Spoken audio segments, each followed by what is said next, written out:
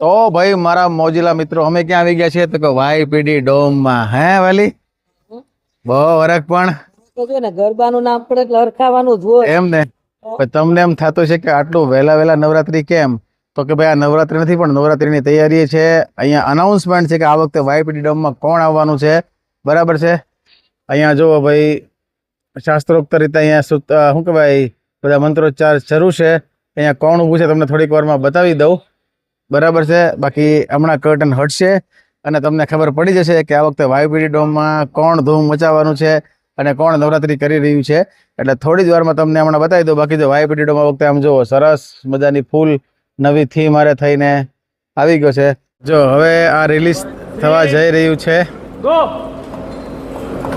ગણપતિ બાપ્પા બોલો અંબે માત કી જો ભાઈ આ થઈ ગયું આ રિલીઝ. રાસોત્સવ નામથી નવરાત્રી છે અને કોણ કરી રહ્યું છે જય જય આ પ્રિયંકા ખેર મેડમ છે એ આવી રહ્યા છે અને અહીંયા મેડમ છે. તો આ વખતે સુરત થઈ જાઓ રેડી. બરાબર. તો ભૂલવાનું નથી આ વખતે રાસોત્સવ થવાનો છે ક્યાં તો કે વાયપીડી ડોમમાં. સૌથી પહેલા મેડમ મારે ક્વેશ્ચન છે કે દર વખતે આપણા સુરતની અંદર જે નવરાત્રી થાય ને પણ એમાં ક્રાઉડ છે ને જરા ઓવર થઈ જતો હોય છે તો એની માટેની શું તૈયારીઓ છે આપણી? આ વખતે રાસ ઉત્સવની અંદર એકદમ ખેલાઓ સરસ મજાના ગરબા રમી શકે, એકબીજા સાથે અથડાય નહીં, એમ આ પ્રીમિયમ નવરાત્રી થવા જઈ રહી છે કે જ્યાં ખેલાઓ બહુ જ સરસ રીતે ગરબા રમી શકશે. અરે વાહ. ઇન શોર્ટ લિમિટેડ ક્રાઉડમાં છે અને પ્રીમિયમ નવરાત્રી છે. હા. અને બીજી સૌથી મોટી સમસ્યા શું છે વાલી?